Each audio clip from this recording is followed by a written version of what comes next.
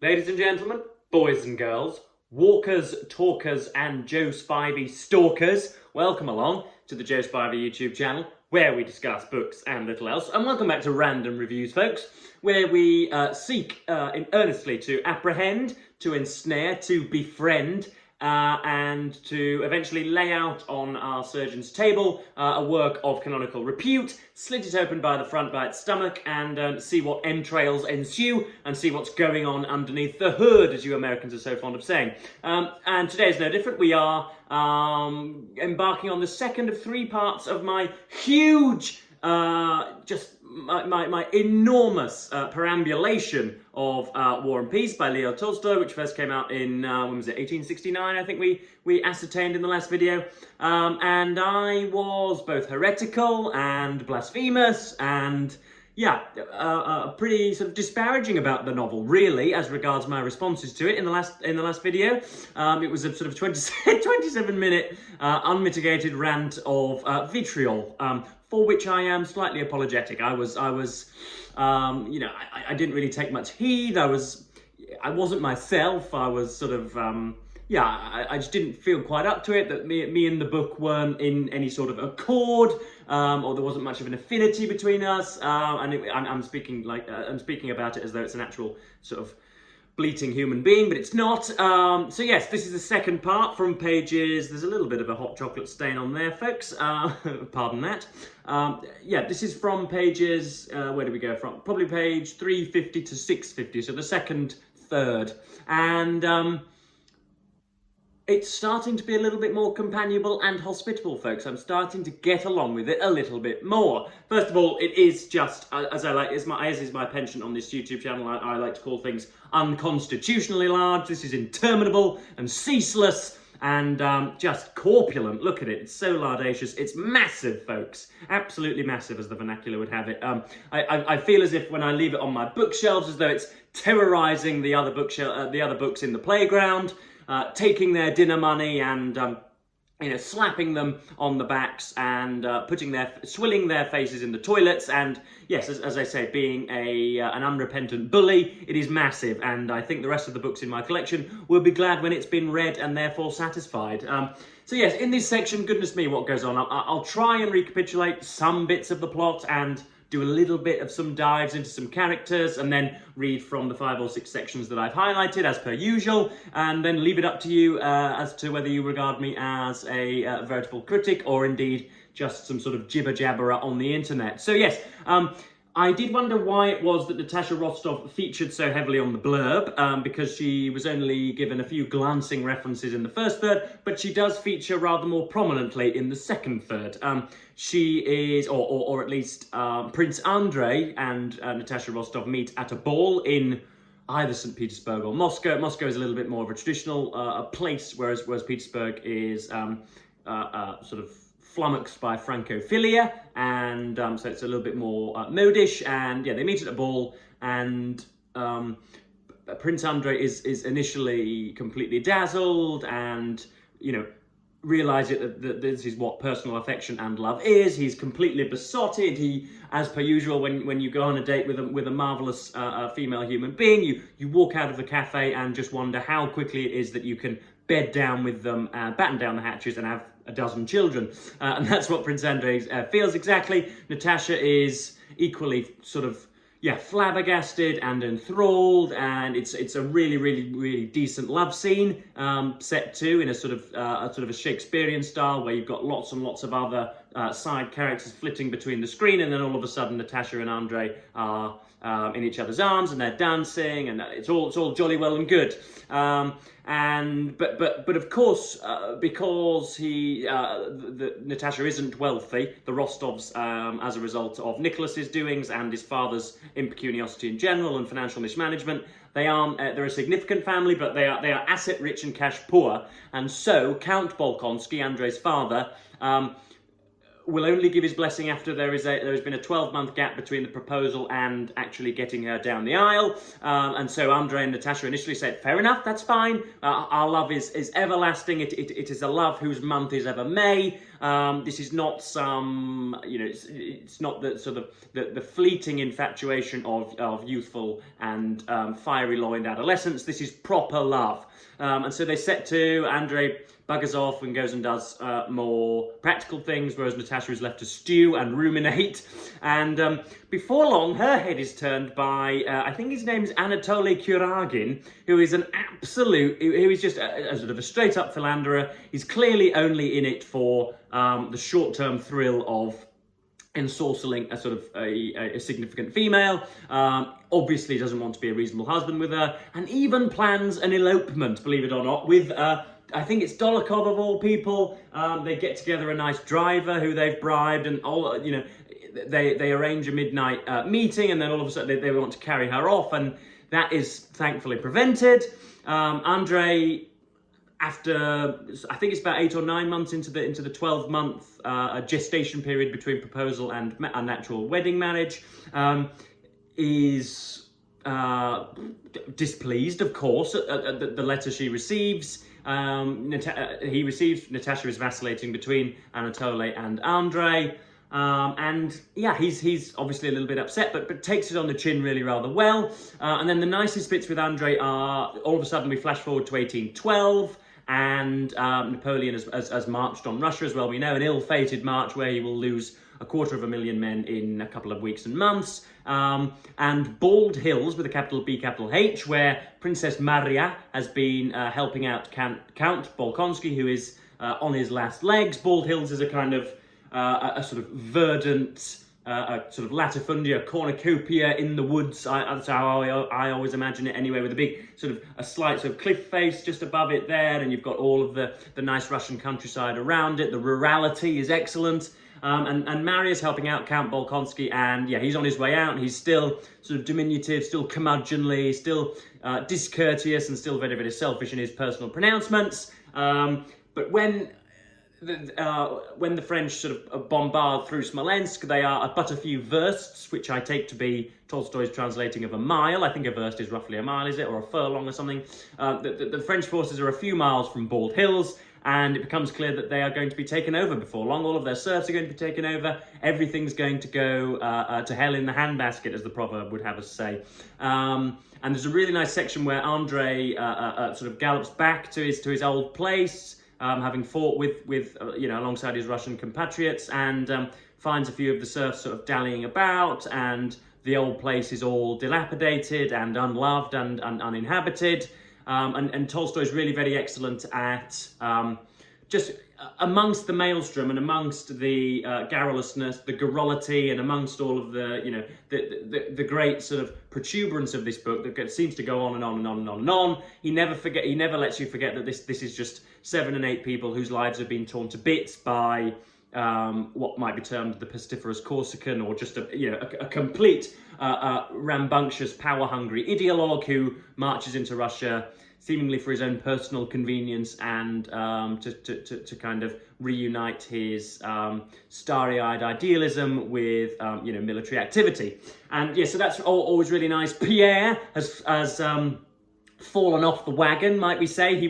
We saw him last time as a renewed and rejuvenated, reinvigorated, edified young man who was, in the grips of the Freemasons. Yeah, he's fallen off that. He starts debauching again and starts being dispassionate and starts living more as a sensualist, and reopens the whiskey bottles and the wine bottles and the vodka, no doubt, and starts reacquainting himself with women and all of that type of thing, and regresses, I think would be the phrase. So that's all jolly well nice as well. Another section, just before I want to read all my sections out, one thing I want to notice is that I think my opinions on this book are going to be contrapuntal to the prevailing opinions of almost everybody that I've heard react to this book. I believe that I am finding the non-fiction sections more enthralling and more interesting and of greater sort of worth and value and entertainment than the he said, she said, they walked into the ballroom, then they said this to the person who you've never met before, who you've just introduced, then the gardener came in, then the sermon maid came in, and then the scullery maid came in, then we walked out, then it snowed, then we said ridiculously bland and inane dialogue. I find the non-fiction sections, obviously, rather more enthralling than the fictional sections for some reason. But it may well be because I've been reading non-fiction a little bit more than I've been reading fiction lately, because I've been reviewing stuff for Open Letters Review, the US journal, and my latest article will be linked below. That's a shameless plug for you guys. But yeah, I'm finding the bits that most people find, what could we say, impassive or sort of slightly self-indulgent, maybe. Tolstoy's been accused of being of being inconsiderate to his readers and sort of couching sort of beautiful emotional prose in with a load of you know, sort of gesticulation. You can tell when he's essentially discussing the what is it, the immeasurability of historical forces and how what is it called? It says on the back here, well, it expresses Tolstoy's view that history is an inexorable process which man cannot influence. So he's talking about essentially everybody being, you know, just tiny little toy soldiers all waddling about on the field with nobody having really much control, and history just being one, what is it Rudge says in Alan Bennett's History Boys, one effing thing after another, and nobody having much influence. Not quite true, of course. There are some great men in history, but you sense that Tolstoy's just throwing his papers into the air and his sort of disaffected and disillusioned, and wants to interpret historical events as much as his next, as much as the next German Russian aristocrat, but finds, you know, nothing really to grab onto, nothing that sticks out, nothing to interpret, and nothing to have as the byline. And he's, you can tell there's an immense sympathy for all that suffered at the hands of, what is it, the remorseless unforeseen. Is that's a quotation that I'm just pulling out of the air. I've heard somebody refer to the future and history as the remorseless unforeseen. And yeah, that's largely what Tolstoy does. There are sections on Napoleon and on Kutuzov, who I suppose because when Alexander steps back from the Russian forces, Kutuzov takes over as the Serene Highness, as Maud translates it as. Kutuzov is called the Serene Highness. You've got sections on that.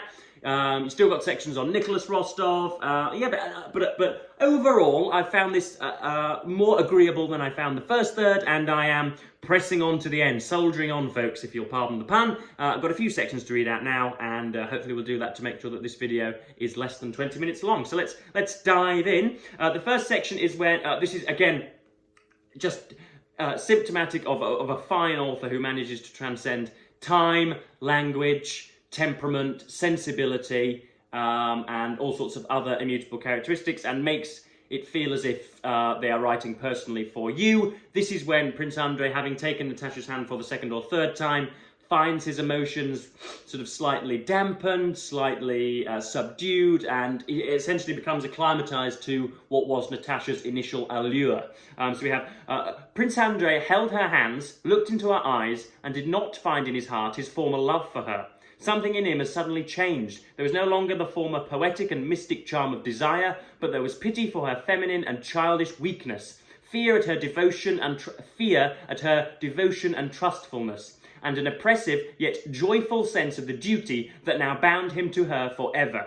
The present feeling, though not so bright and poetic as the former, was stronger and more serious. And how many times have you felt that, folks, when the initial fortnight or 3 weeks with you know, the initial bits of hanky-panky and of pillow talk and of, you know, twirling around in the boudoir, and then all of a sudden after 2 and 3 weeks, things start to normalize and the maturation process begins. And, you know, Tolstoy's clearly felt that and is imbuing his text with it. And I thought that was really, really nice. And yeah, I mean, I'll be honest, I'm still finding myself 2/3 of the time sort of puffing my cheeks and rolling my eyes and smouldering into the distance, wondering whether or not he could have expedited the process a little bit, whether Tolstoy's sort of prevaricating on with all these equivocations, and yeah, whether he could have shortened it. Again, I'm not speaking as sort of inattentive and capricious young gentleman who you know, can't focus on anything but Kim Kardashian on TikTok for 5 minutes. I do have a veritable and I think enduring attention span.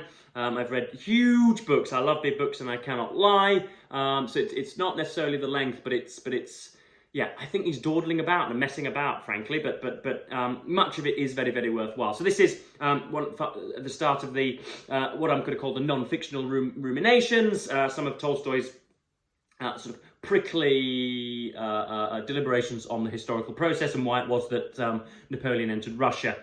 What produced this extraordinary occurrence? What were its causes? The historians tell us with naive assurance that its causes were the wrongs inflicted on the Duke of Oldenburg, the non-observance of the continental system, the ambition of Napoleon, the firmness of Alexander, the mistakes of the diplomatists, and so on. Consequently, it would only have been necessary for Metternich, Rumyantsev, or Talleyrand, between a levee and an evening party, to have taken proper pains and written a more adroit note, or for Napoleon to have written to Alexander, "My respected brother, I consent to restore the duchy to the Duke of Oldenburg," and there would have been no war. We can understand that the matter seemed like that to contemporaries. It naturally seemed to Napoleon that the war was caused by England's intrigues. It naturally seemed to members of the English Parliament that the cause of the war was Napoleon's ambition. To the Duke of Oldenburg that the cause of war was the violence done to him. To businessmen that the cause of the war was the continental system, which was ruining Europe. To the generals and old soldiers that the chief reason for the war was the necessity of giving them employment. To the legitimists of that day that it was the need of re-establishing les bons principes. And to the diplomatists of that time, that it all resulted from the fact that the alliance between Russia and Austria in 1809 had not been sufficiently well concealed from Napoleon. Now you can see how that's, I mean, it's a complete stride, a different gallop entirely. I mean, first of all, that first section I've read was Elotian and Wolfian and Trollopian in its sort of granular examination of the brow furrowings and twitches and tweaks of, you know, individual human nature. And then you've got an enormous, insurpassable commentary on the start of a conflict that would, you know, reduce the amount of humans on the planet by 250,000. That's a completely different. It's a difference in type. It's a huge stride and yeah, a complete change in register, in form, in the sort of in the cantering rhythm of the prose, and it's so different. It's like night and day. You would think not only that a different writer had done it, but that a different writer writing a different book on a different subject was writing. It's unbelievable. It's such a quick change, and it goes like that from chapter to chapter. There is not one huge section on non-fiction. It continually peppers you every now and then, as if he is a cavalryman or somebody in charge of the artillery himself, actually just giving you a bit of non-fiction, then a bit of introspection, then a bit of microscopic examination of someone's life, then a zooming out and a sort of as the crow flies historical examination. You've got all that coming together, and it's much more pleasant than the sort of the dumps, he said, she said, they walked, he walked, she walked, up down the staircase stuff that I think characterised the first third. The next section is, I think, the most powerful so far, when Andre goes back to Bald Hills, his family estate, finds it deserted and soon to be overrun by the French forces. This is an old serf, essentially, sat on his own, and a few girls who Andre realises are just as good as himself, and the whole superiority complex of the Russian aristocracy, the scales fall from his eyes and he becomes a much better human being. The old man was still sitting in the ornamental garden, like a fly, impassive, on the face of a loved one who is dead, tapping the last on which he was making the bast shoe, and two little girls, running out from the hothouse, carrying in their skirts plums they had plucked from the trees there, came upon Prince Andre. On seeing the young master, the elder one, with frightened look, clutched her younger companion by the hand and hid with her behind a birch tree, not stopping to pick up some green plums they had dropped. Prince Andre turned away with startled haste, unwilling to let them see that they had been observed. He was sorry for the pretty, frightened little girl, was afraid of looking at her, and yet felt an irresistible desire to do so. A new sensation of comfort and relief came over him when, seeing these girls, he realised the existence of other human interests entirely aloof from his own and just as legitimate as those that occupied him.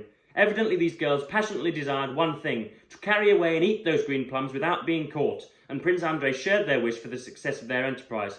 He could not resist looking at them once more. Believing their danger past, they sprang from their ambush and, chirruping something in their shrill little voices and holding up their skirts, their bare little sunburnt feet scampered merrily and quickly across the meadow grass. There you are. So you've got somebody who is worth hundreds of millions of rubles probably in that day, or at least, you know, tens or hundreds of thousands of rubles in those days if we account for inflation. And then you've got two little girls who haven't got a proverbial pot to pee in, and an old gentleman who is concerned with nothing aside from mending somebody's shoe. And there's that equality, that egalite, that sort of moral relativism between the two is startling and really nice, as I'm sure you, as I hope anyway, that I was able to communicate when reading that paragraph. So this is Kutuzov, who is the Serene Highness and is the person who is in charge with fighting Napoleon, or at least not physically fighting, of course. That'd be very ungentlemanly, but at least trying to outdo him and trying to make himself a more guile, a tactician with more guile. Yes, this is Kutuzov. So the more he realised the absence of all personal motive, this is Andre looking at Kutuzov, who's in close quarters with him. The more he realised the absence of all personal motive in that old man, in whom there seemed to remain only the habit of passions, and in place of an intellect, grouping events and drawing conclusions, only the capacity calmly to contemplate the course of events. So he's drawing a difference there between intellect, which he describes as grouping events and drawing conclusions, with the capacity calmly to contemplate the course of events. The more reassured he was that everything would be as it should be. He will not bring any plan of his own. He will not devise or undertake anything, thought Prince Andre. But he will hear everything, remember everything, and put everything in its place. He will not hinder anything useful or allow anything harmful. He understands that there is something stronger and more important than his own will. The inevitable course of events, and he can see them and grasp their significance. And seeing that significance, can refrain from meddling and renounce his personal wish directed to something else. So yeah, Kutuzov is a little bit of a sort of he's quite sort of apathetic, and just sort of sits in his deck chair rather. But he is a much better leader than Napoleon. Or that's what we're led to believe. And yeah, Tolstoy focuses nicely again more in the non-fiction sections on the lack of impact that tacticians have, and the people that are drawing up the maps. There's a great discussion here with a German in the Russian court who is sort of Dominic Cummings-esque in his own enslavement to his own theories. And yeah, Tolstoy reiterates the fact that it is impossible to interpret history as the interplay of two master tacticians, and it's in fact just a complete melee and maelstrom on the ground. The randomity and the entropy of a couple of thousand men all trying to lop off the heads of another couple of thousand men. It's got very little to do with the best laid plans of Napoleon or Kutuzov or indeed Alexander even. So yeah, we've got Pierre, of course, who, as I say, has renounced his self-abnegatory ways, and is now, we're now at the Battle of Borodino. That's roughly where we've left off. And Pierre, he's met Prince Andre a bit, and they've discussed the futility of war and the ridiculousness of war and the insanity of the damn thing, and how they are completely at the behest of an often arrogant and completely inconsiderate leader. But Pierre's there as a sort of watchman. He's there as a spectator. He sits in his own tent and sort of lays out his own picnic blanket, and then gets presumably his flask of mushroom soup, sits down with a Werther's original and has a continental breakfast, and has a few people coming in and there, and even has sort of sightseeing experts pointing him to the best spots, the best vantage points and sentry points where he can observe the tenacity of the action. It's a really bizarre thing to be doing, and before long, of course, he is pretty much beyond his own will, thrust into the action and sees the ugliness of war for all that it is. But yes, I am enjoying this a little bit more than I was beforehand. I'm still not overjoyed. I'm still not utterly enthralled. It's still not one of the 4 or 5 finest things that I've ever read. Still not ranking highly on the Spivanian rungs. But it is admirable, and I've got a sort of stolid and remarkable respect for it, just for the amount of words that have been put together in a volume. And yeah, I regard it with the respect that you would pay to a past soldier who has served. You might not want to spend a whole evening with him. He might not be fun to be around. They might be completely disagreeable and a little bedeviled with trauma, but you can nevertheless admire them from a distance and say and thank them for their service. And that's similar to those are paradigmatic of my feelings for Tolstoy's War and Peace. So yeah, we've got another third to get through at some point. I'll probably be hitting you with a video of my final analysis of the denouement of this mammoth. Probably, yeah, Thursday, Friday, something like that. But yes, I hope I've managed to encapsulate some more of Tolstoy's epic. Hopefully I quoted some excellent sections. Yeah, please do tell me whether, I've heard a lot from you guys who bailed out really, really early and yeah, read 100 or 200 pages and then just sent the thing flying through the window. I know how that feels. I think I've probably got a little bit more staying power than the average reader, simply because I am hoping to post and publish my thoughts on the damn blighter. So yeah, were I not on BookTube, I probably still wouldn't be forking my way through this, but I am. There are subtle valences and excellent sections, subtleties and nuances that are springing up to me, but yeah, I'm still finding 60 to 70% of it rather trying and testing, which I suppose is the whole point of this reading malarkey. But yes, I'm going to say, I'm trying to cap this at just over 25 minutes. I'm going to thank you ever so much for watching BookTube and say goodbye.